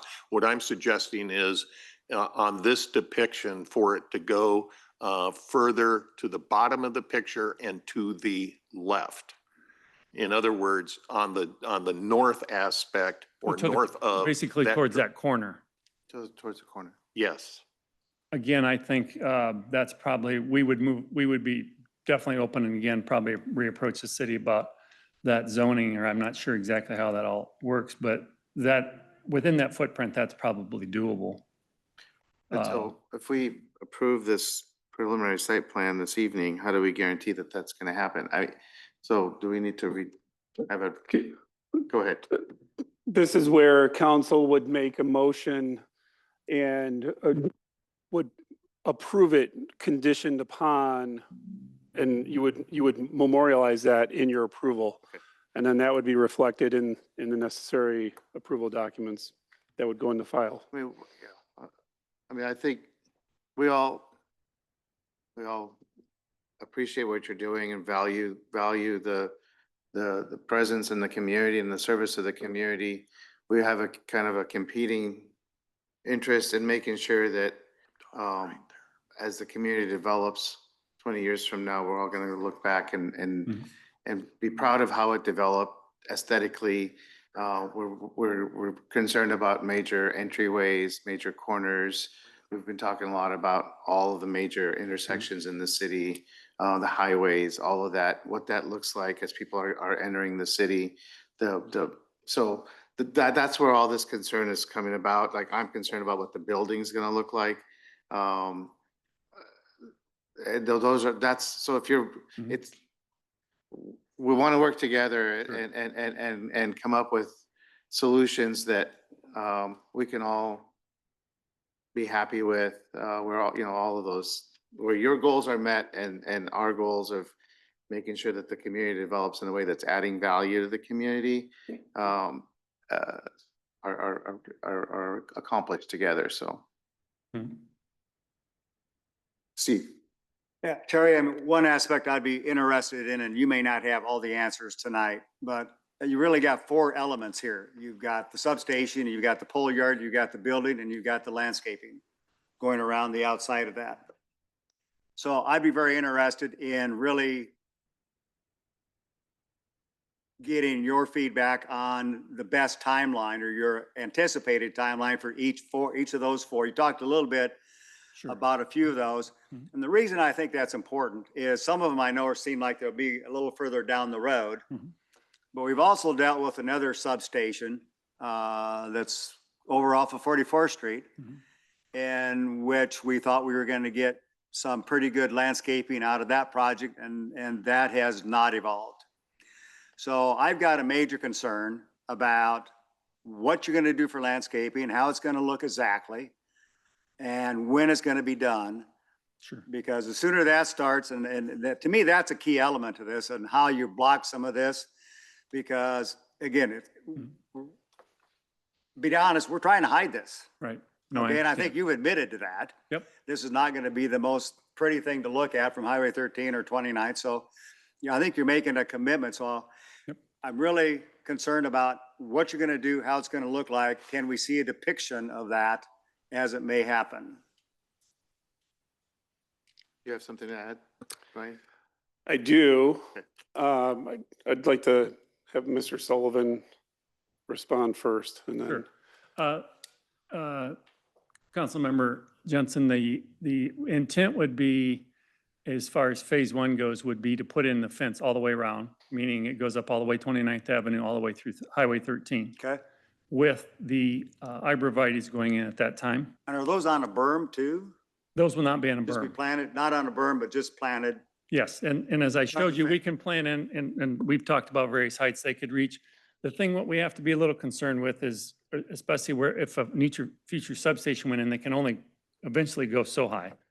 So we would probably be in that 15-foot range as far as the tree height would be our ultimate goal on those, because you have to keep them trimmed. And the reason why we want them behind the fencing is twofold. One, I think the fencing will be more attractive. It's been included in the plan of the city, but it won't be chain link fence. It will be a nice looking fence with brick pillars or in between the various sections, nice steel look fence, and then the arborvitae's behind it. With the arborvitae's behind them, we can keep them trimmed versus if you put them on the other side, then you're in the street and in the easement. We don't want to do that. So that would be that, along with the proposed pole yard, would be phase one. That would be our intent, right with the driveway and the crossover driveway into our existing property. That would be the phase one. Phase two and three, frankly, and that barring everything we have, and that's been submitted to the city regarding elevations and the type of dirt we would need, we would then have to work on getting clay and taking some of the black dirt originally, my understanding, from 1999 to 2000 when we built our first campus, ended up over on the other property. We're gonna have to remove some of that dirt, put in the proper elevations, put in clay for the foundation. And the earliest that would probably commence would probably be, we haven't gotten any bids, so with my board and requiring approval, so probably not till 2027, late 2026 at the earliest, probably closer to 2027. By the time we got bids, found a contractor where we could find clay, get the start. So that would be, I would see there. Regarding the substation, as I've indicated, we do not have any hot leads with ARC or Involta needing to expand. So I don't really have any plans immediately to do anything. The existing substation we have there does serve into the Rookwood area and down towards the airport, as well as we do have a strip of land that we serve 29th Avenue close to Indian Creek Road. There's a band where we serve our members there currently. So regarding the building, again, as I had mentioned, it's probably at least, I would say, more in the 10-year timeframe. And again, that would be subject to, proper design, proper look. We did build a building recently in North Liberty. It would be maybe a little bit similar to that, but again, I would envision this is just me talking out loud, again, 10 years down. So this, probably some sort of a brick trim look up a certain height, and then it would be a color scheme that would, get approved by the city on some of the steel end. But again, that's very to be determined. I will tell you that the heights that we're proposing is not going to have the building. Our property sits probably over there, especially about 4 to 5 feet off the top of my head. Correct me if I'm wrong, Tread. Below the road got elevated when it got put in there. So, we're not going to have the building be sticking up way up above. I guess I will add a little bit of my own commentary. I understand your concerns regarding the city. I actually live in the city myself. If you drive from County Home Road to Mount Vernon Road, I would contest there's only one campus or building that looks better on that entire strip than ours, and that would be the DePaco building on 151. If you look at more than happy to drive our campus, how well we maintain, keep it orderly, keep it mowed, and a nice trim look. I realize we're not Geico or a bank, but I think for, quote, being semi-industrial, you'll find us to be one of the cleanest companies in Marion. I just feel at this stage, not knowing, I think it's important to kind of nail down as many of those details as we can as this is proceeding forward. I think so everybody has a very clear understanding and vision of what's going to look like. So yeah, your campus looks good. I would anticipate the rest of it would look good, but I think it's incumbent upon us to make sure we put things in place so that future city councils and the staff know clearly what to expect on that corner. Ryan, you had something? Yes, sir. Thank you. In line with what Councilman Jensen was just stipulating, what staff would recommend is that as you consider your vote and your motion, that it's done contingent upon the submission of a final landscape plan with elevations. And if council would want that the final placement be done on site in coordination with city staff. I share that based on prior experience in similar developments where screening was a big thing. And if you condition approval on that, that goes into the record, and that would necessitate us getting those plans before any of those permits could be issued. And that allows us then to circulate that to council and just get any sort of informal feedback. So that way everybody feels comfortable about what's ultimately going in. For the record, the matter before council is approval for the pole yard expansion only. So as you're making your consideration of your approval, what I would want to make sure the motion is reflective of is the fact that the future operations building and the future electrical substation, whenever that would occur, would be subject to applicable site plan and council review anyway. So that would ensure that council, whether it's this council or future council, would still be able to review it, the placement of it, the screening of it, the design of it. So that keeps the focus in on the pole yard and then conditioning upon a submission of a landscape plan. Council could even condition have that be a condition presented to you for final approval of the landscape plan. At least that would have add a level of comfort and increased transparency to what Mr. Sullivan's talking about. Okay. So we're still in the public hearing. Do you have anything else to add, Mr. Sullivan? Or you No, I do not. concerns with anything that? No. Okay. I appreciate it. Anyone else to address council?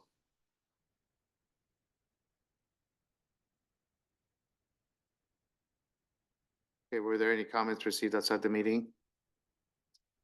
There was not. I have not received any. Okay, please note that for the record. We'll close the public hearing and then we'll proceed to the resolution, and at that, during the discussion, then we can ask questions of the staff.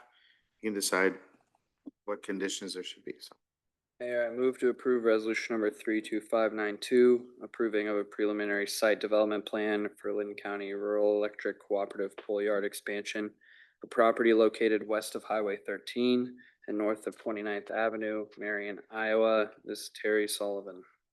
Second. been moved and seconded to approve resolution number 32592, approving preliminary site development plan for the Lynn County Rural Electric Cooperative Pole Yard Expansion. Now, discussion. You're on. We'll start with Sarah and then we'll go back to Grant. Ryan, if there's we're provided, approve a landscape plan, how long does that last? Here's the plan, we approve it, it's 10 years from now. Like, is there a deadline, or is there does it have? If the trees die, or I don't, I mean, I'm just making that up, but. It's all going to depend on the approval document in this particular case. Just listening to the conversation, understanding what the petitioners provided. The landscape plan, there would be time limits to install it now. And then the approval documents typically would say that the landowner is required to maintain it in such a manner that meets the spirit of what was approved. So in other situations, if a landscape plan was approved, the landscaping was installed, and then a couple years down the road, a tree had passed away and things had to be done, that approval document is what staff would use to go and enforce the property to make sure that it's complying with what those approvals were. I think, I mean, I agree. It's a great looking property with what currently exists. I mean, it's very well maintained. It's a really great representation of the community and the types of buildings we want to see. And the building itself is, that doesn't bother me. It's that pole yard and the new development right across the street that I worry about. It's 4 stories high and people are living there, and what they're looking at or selling the rest of that property. And maybe I'm just overthinking that. And I guess I don't know if the neighbors know, but I think that's part of the screening, or that they're looking at a fence, or they're just looking at a fence. I should have asked this before. So is there only room, can Mr. Sullivan, if he has to answer this, can we engage, or is that not? That's fine. Okay. I mean, if it's a. Is there only space for one substation on there? Like is it one of these where there's expansion into other areas and then you could put multiple, or is it, I'm not Grant, so I don't have a whole lot of knowledge on substations. They're council member, that's good. There theoretically would be room for 2 on there, but again, I think that would all be contingent. I don't foresee ever needing 2 substations on there. The alternative might be, we typically, the one we have on it, that current location is a 1014 substation size. That's a distribution sub. That's not near the size of what you're looking at 44th Street. That I believe is a ITC transmission substation, which is much, much bigger. We would probably, we could consider upscaling it to a 15 or a 15, 20, 25, which would not be much more, which not be much larger. I think Councilman Harper probably could provide some insight there, but at this time, I would think in the range of what we currently have would be about the only thing we would put on there. But again, it would be contingent upon coming back to the city and city approval of what we would ever design to do there. And may I answer the question a little bit on the new building? I realize there is a new building that just got constructed basically on that corner. There may be a apartment or 2 on those, I'm not sure, that may have a window that sits out to the north, but the rest of the windows all sit out to the east or the west. Okay. So. Okay. Thank you. Perfect. Yeah. Thank you. So back to discussion between the council members. Any discussion? So Ryan, you gave us some caveats, which we factor into this motion. I do want to maybe just suggest as a matter of benefiting long-range consideration that we do in fact give some treatment and additional discussion about where the substation really is going to go, or where it possibly can go over and above just the current designated site. And I understand that it's, the notion is that it will likely support residential load that's under development. Rookwood, I think, was mentioned, but who else knows what's going to be developing? So I'm just somewhat of the interest to give some additional consideration of substation location and its potential eventual size in order to meet community growth. So I don't know where that fits into all of what you suggested, Ryan. Your Honor, may I respond? Go ahead. Because this matter is specific to the pole yard, the substation isn't required, but for clarity's sake and for documentation in the record, you can make us we can work in the language into the motion that stipulates that, ask the petitioner to provide provide a timeline as part of this, and stipulate that the placement of the substation for future site plan consideration would be subject to review and approval by planning and zoning and city council. So, so you're just documenting that the process that exists, they would have to go through it, and you're being extra clear about that.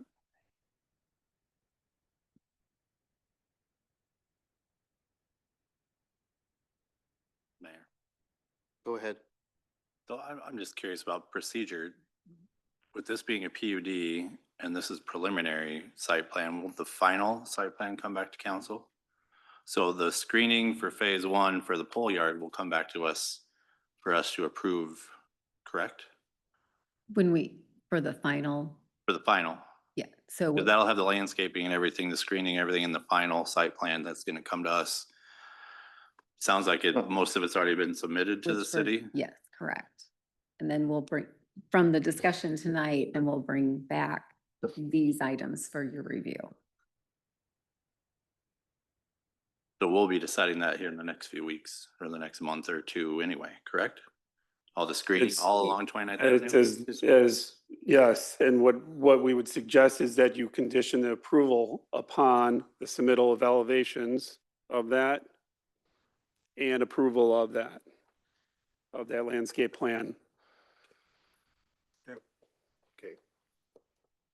So What I'm hearing and why I'm recommending this is that doing that has it come before council, before final. I want to make sure that council's got an opportunity to review it and approve it well before the final. So I'd like to offer an amendment then to this, that we approve resolution 32-592 contingent upon submittal of final landscape plan with elevation and placement of the pole yard depicted, the building and substation in coordination with city staff and subject to the approval by planning and zoning and city council. I think the upshot of that would give us time to work out some of these longer range issues. Second. Okay. Could I have that, please? It's been moved and seconded to amend the motion so that we approve resolution 32592 contingent on final landscape plan with elevation and placement of the pole yard, building and substation in coordination with city staff and subject to approval by planning and zoning commission and city council. Discussion on the amendment.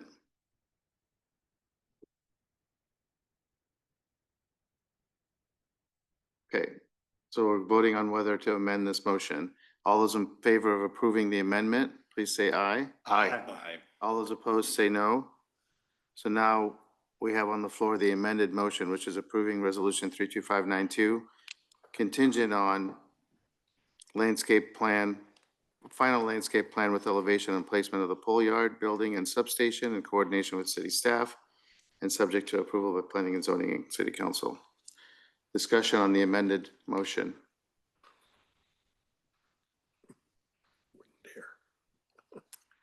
Okay, all those in favor of the amended motion to approve resolution number 32592, please say aye. Aye. All those opposed say no. The motion is approved. So thank you for your patience. And I just hope you understand that we do appreciate your investment in the community. We do appreciate the service you provide. And we know that you're going to do the best for the community. We just have a duty to make sure that everything comes out the way it should for the future, and that we're all proud of how this community is developing. So thank you so much. Okay, next item is a public forum, which is a time set aside for comments from the public on any topic. Anyone here to address council, please come forward.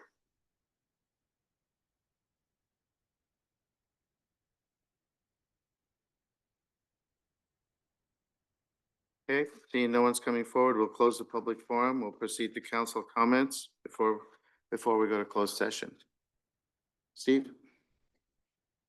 Just a brief comment.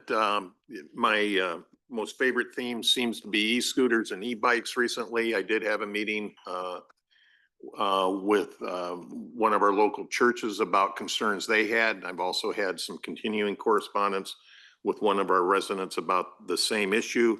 I would just like to say at our MPO exec meeting yesterday, we did have extensive discussion about trail etiquette, utilizations of mini bikes, e-scooters and e-bikes. And so I guess this is just a way, I'll be reaching out to Amber and several others just to begin to work some planning around perhaps some PR provisions that we can exercise through the school districts and other community organizations, as well as then to do some close examination of our current ordinances and any enforcement posture they give us. So that's my favorite topic, besides substations. Yeah. Go ahead. None? Okay. For my part, I'll just note that we had a couple ribbon cuttings this week. Well, between last weekend and this week, a grand opening for the new Martinis in Uptown and Costa Oil. We had the ribbon cutting yesterday. We have several ribbon cuttings coming up. Businesses are still finding great opportunity in Marion. I walked into one of the shops in Uptown today and the owner couldn't say enough about how much success she was experiencing. I think we've done a great job of creating a place where businesses and people want to be. People are finding opportunities. Growth does come with challenges. It comes with lots of need for thoughtfulness about how we grow, and sometimes it's hard to balance all the different interests. But I am proud of how we are being thoughtful about what we do and how we grow, and making sure that we're adding value in the manner that the city grows. I have great confidence in our staff and our decision makers, and just appreciate everyone's hard work.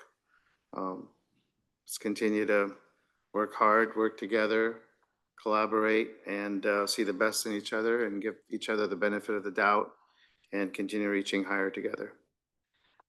With that, we have the closed session. Mayor, I move to adjourn to closed session regarding litigation as permitted under section 21.51C of the Code of Iowa. Second. Been moved and seconded to adjourn to closed session regarding litigation. May we have the legal counsel statement, please? Thank you, Your Honor. I have reviewed the proposed subject matter for the closed session and find the same to be appropriate under Iowa Code Section 21.51C. Discussion before we vote. Okay, roll call, please. Mr. Jensen? Yes. Mr. Harper? Yes. Mr. Miskman? Yep. Mayor Abu-Osley? Yes. Ms. Menzer? Yes. Mr. Brandt? Yes. Mr. Sterned? Yes. Thank you for joining us. We're adjourned to closed session. We do it next time.